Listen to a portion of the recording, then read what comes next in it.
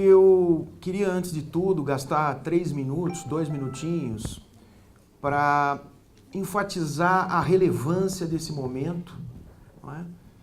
Um momento em que uma categoria profissional celebra o seu dia, celebra as suas conquistas, o seu choro, a sua incomodação, num cenário tão regressivo como esse que estamos vivendo. Mas não é o primeiro cenário. Já passamos por outros. Já passamos, não só o serviço social, o Brasil, as esquerdas, o mundo. Quero saudar o Grupo Teoria Social de Marx, que integro.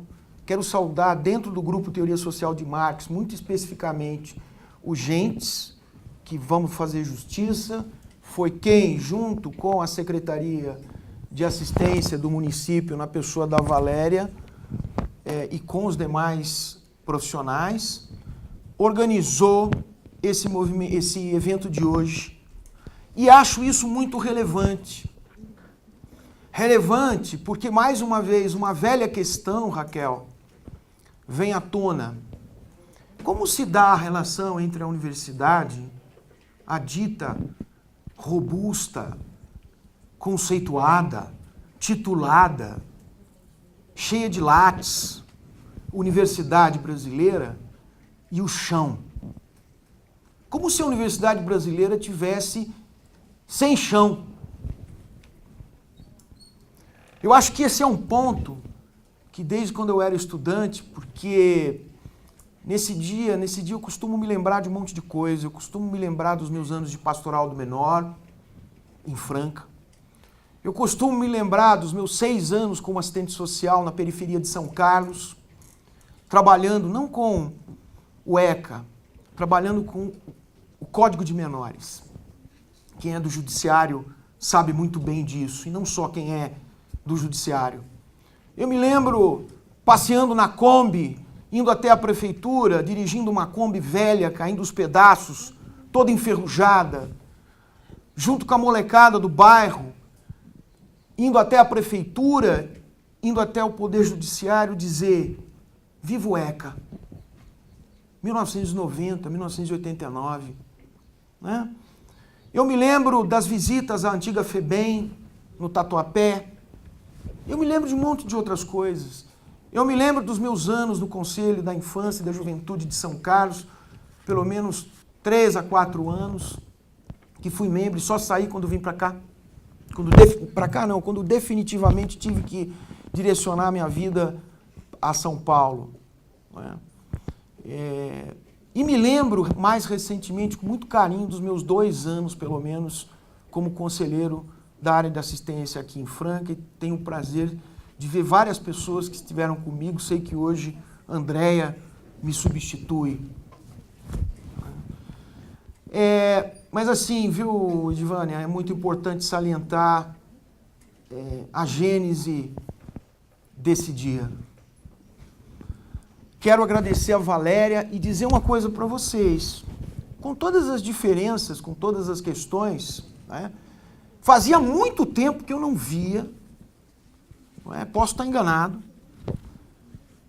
a Secretaria do Município viabilizar, junto aos profissionais, eu não tenho os detalhes disso, Valéria, mas viabilizar junto aos profissionais a vinda de vocês em um evento aqui. Então, isso não é pouco num momento como esse. Isso é relevante, isso tem que ser dito num momento tão difícil. Não é? Mas eu queria, mais do que isso, trazer algumas reflexões e fiquei pensando, o que eu vou dizer para um monte de gente que opera todo dia, direto ou indiretamente, a política de assistência social. Eu olhei para a Raquel e falei, seguramente eu não vou ficar aqui recitando parágrafos e incisos. Talvez a minha modesta contribuição como assistente social, professor, seja refletir um pouco o que está por detrás dessa encrenca toda, e isso vai ser feito em poucos minutos, não teremos condição de aprofundar, e em seguida, talvez quais seriam os encaminhamentos mais interessantes num momento tão difícil como esse. Eu costumo dizer que defesa de direitos, como diz o nosso projeto ético-político, é algo básico. Assistente social que não defende direitos, ele pode até ser assistente social, mas ele está completamente desconectado de toda a construção sócio-histórica que essa profissão fez, sobretudo nos últimos 40 anos. E mesmo em relação às nossas pioneiras. Basta lembrar a dona Nadir Kfouri, nos duros tempos da ditadura, colocando o dedo no nariz do dito coronel Erasmo Dias na PUC de São Paulo e dizendo: aqui você não entra. As nossas pioneiras não são quaisquer pioneiras, são mulheres. E são mulheres que no seu tempo fizeram, como toda contradição, a diferença. Erraram, cometeram equívocos. Agora eu acho de fato que a renovação do serviço social brasileiro, Raquel, depois nos anos 60, 70, o legado disso foi muito bom. Basta lembrar alguém que não é assistente social no dia da minha defesa de livre docência, dizendo na banca assim, professor Ricardo Antunes, depois que ele leu meu material, ele falou assim: o que é essa profissão? Por que eu estou dizendo isso? Porque nós temos duas grandes teses que precisam ser lembradas agora aqui. E eu tenho dito isso em todos os lugares que eu tenho passado de um ano para cá. Inclusive em La Plata, Raquel, num congresso latino-americano com colegas chilenos, argentinos, de todas as áreas, eu disse isso em espanhol. Existem duas teses que nasceram do legado crítico do serviço social brasileiro, que não podem ser esquecidas hoje. Para a gente entender o que é o nosso projeto ético-político e entender o que está por detrás do que está acontecendo hoje. E eu vou ser bem esquemático aqui. A primeira delas é de quem Raquel já citou o nome aqui. A querida professora Marilda. Todo mundo conhece, mas às vezes a gente esquece. O serviço social é uma profissão inserida na divisão sociotécnica do mundo do trabalho. É uma especialização do trabalho coletivo dentro da ordem do capital. Gente, isso não é Brasil. Essa tese é mundial. Do Polo Norte ao Polo Sul, do Havaí ao Japão, dando a volta ao globo. O que a gente tem que discutir é como se dá essa discussão dentro das diferentes realidades. Isso sim nós temos que discutir, porque não é igual, absolutamente, é particular. Mas tem uma segunda tese, que é igualmente importante como essa, que lembra o seguinte: o serviço social é uma profissão orgânica ao mundo do capital. Especificamente, tem a sua gênese na era monopólica do capital, do sistema financeiro, da fusão, da captura orgânica dos estados, que servem, que aguam com seus recursos o processo de acumulação. Isso é típico da era monopólica do capital. Zé Paulo Neto. No tempo de Marx, não existia serviço social. Por que ele passou a existir? Por que ele passou a existir na era monopólica, final do século XIX, já com os estudos de Mary Richman nos Estados Unidos, os estudos europeus, depois mais para frente a primeira escola latino-americana chilena. Por quê? Porque alguns abnegados resolveram melhorar ou evoluir o que se fazia como caridade para uma profissão? Absolutamente. Porque a profissão foi requisitada no mercado de trabalho, na divisão sociotécnica do trabalho, para lidar com uma coisa que foi o movimento do proletariado, do operariado mundial, que colocou em questão o que a gente chama de questão social. Que nada mais é do que as refrações da questão social. Que nada mais é, vamos dar o nome aos bois, a lei geral da acumulação capitalista.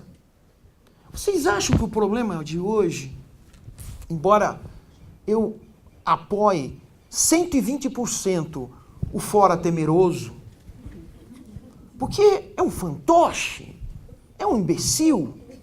Desculpem, porque para mim não é meu presidente, é um imbecil, é um boçal. Até 3 meses, até 1 ano atrás, com todas as críticas ao PT, que eu não quero aqui ficar enumerando, não é? 45% de rejeição da Dilma era suficiente para ela balançar. O cara tem 90 e diz assim, daqui 2 anos eu me aposento. Eu vou passar para a história. Sem dúvida, você vai passar para a história como passou Costa e Silva, como passou Geisel, como passou Médici, como passaram os grandes traidores desse país. Fora Temer. Mas quem sustenta Temer? Esse é o ponto que eu quero chegar para a gente pensar onde está a nossa política de assistência, que é valiosa, que é conquista, mas que não é tudo. É preciso dizer isso também. Tem que ser tratada na sua contradição. Outra mensagem que dentro dessa fala, muito rápida, muito mais provocativa, porque eu já perdi até o roteiro aqui. Eu faço para não esquecer. Que tipo de realidade a nossa querida Latinoamérica vive? Porque aqui existe uma particularidade. Não dá para tratar a América Latina como se trata a Europa, como se trata a terra dos Yankees, como se trata a Ásia. Aqui o capitalismo tem nome. O capitalismo aqui foi feito pela via, como dizia o grande Florestan Fernandes, pela via colonial. Aqui o capitalismo é dependente. Aqui toda a revolução burguesa se objetivou numa perspectiva hiper tardia. Hiper, não é tardia não, é hiper tardia. Gente, isso tem um impacto fulminante nos direitos sociais. Tem um impacto estrutural na composição das classes sociais. Vamos falar de hoje? Por que de repente a tal política de conciliação de classes, que parecia funcionar tão bem, ruiu? Porque as nossas burguesias nacionais são burguesias dependentes. Elas vivem das migalhas do capital transnacional. E hoje, na crise mundial, a América Latina é estratégica. A China não cresce mais 6%. A França mal cresce 1%. A crise é mundial. O problema é um problema de economia política. E isso, com diversas e múltiplas mediações, se expressa nos governos, se expressa nesses caras que até agora diziam para nós assim, não, o que está em voga, e o Lula representa muito isso, é a conciliação de classes. Vamos lembrar da política de conciliação de classes na história brasileira? Inclusive na gênese nossa, em 1936, com a mão forte de Getúlio. Primeira escola de serviço social em São Paulo.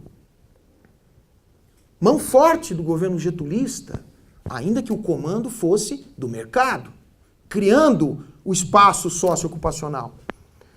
Quantos anos de democracia o Brasil teve, gente? Vamos pensar de 30 para cá, porque até 29 só tinha fazendeiro, né, Raquel? Fazendeiro do leite do gado, ou do café com leite. Basta olhar quem foram. Todos, tirando os 2 primeiros positivistas militares, todos foram fazendeiros. A política econômica de 30 ruiu mundialmente até 1930. Havia necessidade de um projeto urbano industrial. E aí se começa a construir um novo pacto. Não como concessão de cima, embora articulado por cima. Porque tudo no Brasil é articulado por cima. Essa gente odeia povo. Essa gente odeia as massas. Essa gente odeia as diferenças. é preciso costurar desde baixo. Não se pode costurar desde cima. E a história do Brasil se costura só desde cima. E tem uma coisa que funciona muito bem: a formalidade democrática.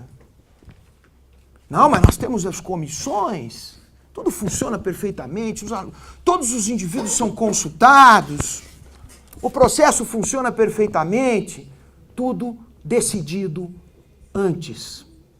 O golpe na Dilma foi decidido antes. Foi, ao contrário do de 64, não necessitou necessariamente dos militares. Foi um golpe, como diz Marcelo Braz, com a formalidade democrática, com as instituições democráticas, entre aspas, funcionando muito bem. O Supremo, não é? O Judiciário, o Morinho lá, de Curitiba. Mas você fala mal do Moro. Você fala mal, ele luta pela ética. Sabe quem está por detrás do Moro? O Moro tem patrão, gente. O Moro tem patrão. O patrão do Moro é transnacional. O Moro não está nem aí com a indústria nacional, não está nem aí com o neodesenvolvimentismo latino-americano. O foco do Moro, porque o Brasil não é qualquer país na América Latina, é desnacionalizar o Brasil, contribuir com a privatização absurda, mostrando apenas um lado dos corruptos. Isso abre um mercado absolutamente interessante para o capital transnacional, que vai reforçar não só isso que nós já estamos vendo goela abaixo, contra a reforma do trabalho, contra a reforma da Previdência, não é? A Seguridade Social não é nada, mas abre claramente um espaço para dizer para a burguesia nacional: olha, agora as suas migalhinhas vão ser um pouquinho menores. Não é? É preciso deixar claro que esse cara tem patrão, porque ele parece um justiceiro, né? Ele parece um cara que não tem pátria, que está acima do bem e do mal. Não existe isso. Existe chão sócio-histórico. E o chão sócio-histórico é muito claro. E ele traz inteligentemente, em nome da burguesia transnacional, uma cara. Qual é essa cara? A cara da ética. Que, queiramos ou não, eu não vou falar sobre isso, a política de conciliação de classes endossada pelo PT ajudou. E isso, embora muito diferente, como Raquel disse aqui, em relação ao que vinha de Fernando Henrique, não é? Eu estou longe de dizer que agora os direitos estão sendo atacados. Os direitos estão sendo atacados desde o final dos anos, aliás, sempre foram, mas sobretudo aqui na América Latina, desde os anos 90. Não é à toa que eles recuperaram um projeto de lei da contra-reforma do trabalho escrito em 97, que estava engavetado no Congresso. É preciso deixar claro isso. Agora, vamos lá. Zé Fernando, então você está desprezando os direitos? Não. O que eu estou dizendo é que nós temos que ter clareza o que está por detrás da política que a gente opera. Gente, eu estive na Argentina um ano, eu assisti a troca de Cristina por Maurício Macri. Aliás, eu estava na rua, sempre. Tudo lá é tão igual e tão diferente, ao mesmo tempo. Tão igual e tão diferente. Porque a formuleta é a mesma para nossa querida pátria mama. É a mesma, com detalhes específicos no Chile, na Venezuela, na Bolívia, que tem uma experiência fantástica, na Argentina. E olha que nós estamos falando de governos que só se propuseram a gerenciar o caos, a limitar a pobreza extrema, atenção, e foram extremamente benevolentes com o capital, sobretudo o capital financeiro. Voltando à nossa história, porque o meu raciocínio fugiu.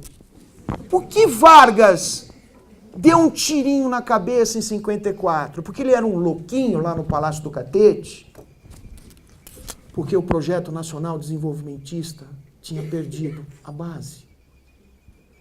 Por que quase Juscelino, presidentes esses, hein? Eu tenho várias críticas ao Vargas, mas o Vargas foi presidente. Inclusive eleito. Foi do Estado Novo, mas foi eleito depois. Certo? O Juscelino quase não assumiu. O Jânio, o varre vassourinha, nossa, como a ética é recente, né? A discussão da ética já estava na campanha de Jânio. Não é? Jânio Quadros renunciou porque o golpe tinha que ser dado ali. Não foi. Porque alguns malucos impediram, entre eles, como eu tenho saudade, não sou brizolista, mas como eu me lembro do Leonel Brizola, e como o Leonel Brizola faz falta hoje, gente. Como o Leonel Brizola faz falta hoje? Como personagem que sequer era um socialista. Era um cara da política de conciliação. Não é? Jango levou a porrada. Caiu. Não é porque era comunista, não. Caiu porque queria reformas. Pequenininhas, diria. Mais radicais que as de hoje. Muito mais. Inclusive a pauta da reforma agrária. Não é? Mas a Dilma caiu por muito pouco, gente. Pouquíssimo. Qual é o significado disso para nós que operamos a política de assistência? É simples. O capital está dizendo descaradamente: não queremos mais conciliação. Daqui para frente vai ser goela abaixo. É isso que eles estão dizendo mais uma vez. Por isso que o Lula e a Dilma e o PT não são mais interessantes. Você tem que ter uma política genuína para fazer um negócio. Não é à toa que fazem descaradamente, sem a menor vergonha. Sem a menor vergonha. É preciso dizer isso. Sem a menor vergonha. Não é? E nós? O que nós vamos fazer nessa encrenca toda? Se já operávamos políticas focais, como muito bem lembrou a Raquel, endossadas pelos organismos internacionais, o BID, o Banco Mundial. Você vai na Argentina, o Bolsa Família tem um outro formato, tem um outro nome, mas é a mesma encrenca. Não é? É a mesma encrenca. O que eu estou insistindo aqui com vocês? Claro que ninguém quer pregar o quanto pior, melhor. Até porque reduzir direitos, por mais pontuais que eles sejam, significa endurecer as condições. Ninguém quer endurecer, mas é importante ter claro agora que a Dilma caiu por muito pouco. Porque o que tinha aí era uma política, inclusive, funcional ao capital. Vejam, no último governo Dilma, quantas famílias foram assentadas. Raquel sabe disso. Então, o cenário é tão simples que mesmo assim ela caiu. Para vocês sentirem o grau do reacionarismo em curso. E o que está vindo aí. E basicamente a questão é o seguinte: o Mourinho vai ajudar. Leiam o programa para o futuro do PMDB. Privatização em tudo que for possível. Está escrito isso. Corte de recursos para a saúde, para a assistência e para a seguridade social. Que significa ao mesmo tempo mercado para o setor financeiro, para a escola privada, para o EAD, não contra o aluno do EAD, mas contra o sistema do EAD, e para a saúde privada, que já é privada, já é Frankenstein. A nossa seguridade é um Frankenstein. Não estou dizendo que não presta, estou dizendo que ela é um Frankenstein. E isso eles não estão aceitando. Eles não estão aceitando o Frankenstein. Eles querem genuinamente um espaço privado. Não querem mais a conciliação. Não é? Ora, isso endurece para o trabalho profissional. Primeiro, porque o que a gente faz é trabalho, né, gente? Há quem diga que não. A gente chama isso de prática, de ação. É trabalho. Sabe por que é trabalho? Porque é trabalho assalariado, inserido na divisão sociotécnica. Não é? Não é trabalho no sentido clássico de transformação direta da natureza, mas se insere no mercado capitalista, no complexo mercado capitalista, que se desenvolveu a partir do início dos anos do século XX. Evidente que é trabalho, não é? Evidente que é trabalho. Então, assim, já indo para o fim, porque eu já tenho 10 minutos ou menos que isso. 5. É mais uma provocação para a gente conversar, porque eu acho que o debate é que vai dizer. O que a gente tem que fazer, Zé Fernando? Primeiro, profissão com projeto ético-político. Faz diferença ter esse projeto? Sem dúvida. A Raquel acabou de dizer isso. Difícil com ele, uma merreca sem ele. Se existem as condições melhores para enfrentar a dureza no atual momento, é com ele. E com um monte de outras coisas. Inclusive com a legislação com as quais trabalhamos. Segundo, é preciso dizer a direção disso. O que a gente chama de projeto ético-político? Nós chamamos de uma direção estratégica. Essa direção estratégica ela tem que ter uma cara anticapitalista, progressista, clara. Gente, não dá mais para humanizar o capital. E a prova disto é o nosso trabalho. Porque agora nós vamos gerenciar o caos do caos, o fragmento do fragmento. A luta é ao mesmo tempo estrutural, mas essa tarefa não é uma tarefa do serviço social em si. Atenção, eu sempre digo para o pessoal, a gente costuma transferir uma luta que é mundial e que é continental para as costas da profissão. A profissão não vai dar conta de problemas estruturais. Em hipótese alguma, isso Marilda fala, né, vários outros setores falam. Agora, isso não significa, atenção, que lutar por dentro e defender melhoria de direitos, de qualidade de vida para as pessoas, não seja importante. É claro que é. Explico. Se antes eu defendia 100 passes e agora eu vou defender um só, eu vou defender 1/10 do passe. Eu vou defender 1/12 do passe. Eu vou defender 1/18. Eu não entrego nada. A defesa de direitos, nós, assistentes sociais, temos que hoje defender todos, inclusive o direito de ser atendido primeiro porque chegou primeiro. Porque está na fila, tem a senha. Não é? Tem que democratizar ao extremo. Olha, não é democracia, tem que democratizar as decisões. Tem que fazer a conversa com o povo. Não é? Tem que abrir as portas, tem que desencastelar. Isso em tudo. Em tudo. É dentro do CRAS, do CREAS, da universidade, das universidades. Não é? Quer dizer, defender sim uma migalhazinha de direito, porque nós não queremos voltar nem a migalha. Mas tendo a consciência de que tínhamos nesses últimos 10 anos, não é? 12 anos. E o que temos agora não é quase nada. E que a luta é uma luta que extrapola a profissão. O projeto ético-político, na verdade, é uma direção social afinada com uma luta que não é sequer brasileira. É uma luta mundial. Raquel dizia aqui, concordo plenamente com ela, tem que reorganizar as esquerdas, a gente precisa parar com essa conversa nas esquerdas, de botar todo mundo no mesmo saco, dizer que quanto pior, melhor. Eu acho que isso não é uma tarefa. Eu estou falando para os companheiros de esquerda, porque eu sou um cara de esquerda. Então temos que ter um pouco de grandiosidade nas coisas, porque senão não se constrói hegemonia em lugar nenhum. Agora, por isso nós vamos abandonar as nossas diferenças? Absolutamente. A gente tem que ter a clareza de conversar as diferenças. Elas precisam estar na pauta, mas tem que ter um clima democrático.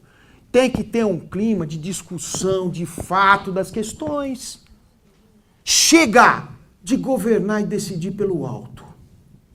Essa decisão, nós temos que criar mecanismos das mais simples ações para que lá no nosso trabalho a população tenha consciência e participe radicalmente dos encaminhamentos e das decisões.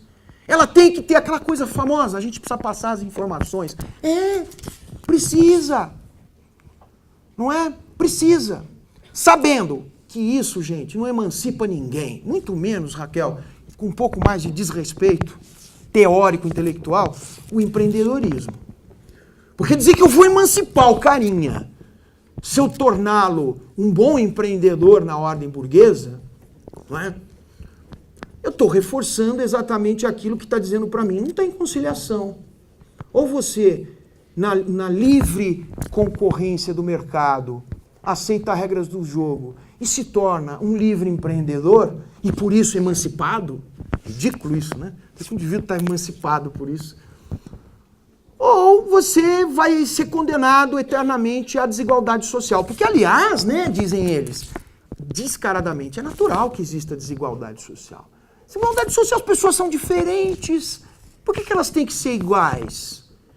É natural que você produza a riqueza socialmente e a concentre. Galera, parei aqui. Esse é o ninho da serpente. O Fora Temer é só um detalhe.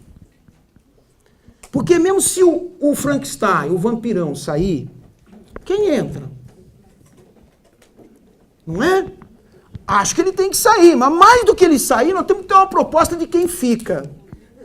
E aí nós temos que pensar, termino exatamente aqui, naquilo que Raquel falou aqui, lembrando a grande Marilda, porque eu acho que a Marilda é uma pessoa intelectual, que adora a profissão, que conversa com os profissionais. Marilda diz assim, o grande inimigo de um trabalho propositivo na direção do projeto ético-político do serviço social, né?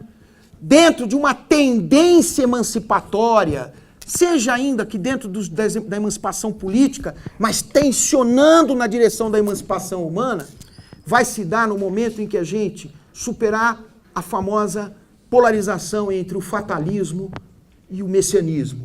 Profissão não muda o mundo, profissão ajuda, pode ajudar, dependendo do jeito que a gente trabalha. Agora, se a gente ficar muito fatalista e cruzar os braços, dizer que as coisas são assim, então nós estamos fazendo o que eles querem que a gente faça. Pior, nós estamos tendo uma postura que não é ontológica, não é real. Porque é o seguinte, e aqui eu termino, de verdade. Com a frase de alguém que não conheceu o serviço social, mas que é essencial para pensar o serviço social. Não é o único, mas ele é essencial.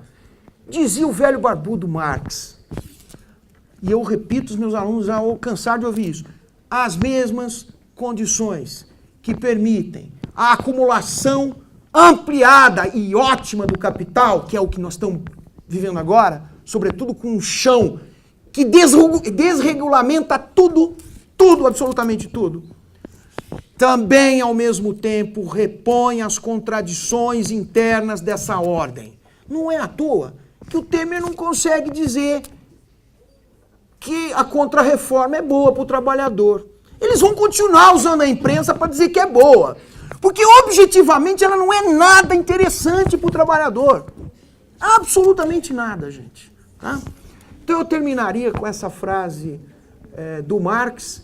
Quero deixar para vocês o otimismo da vontade, como dizia Gramsci, e o pessimismo da razão. Muito obrigado, gente.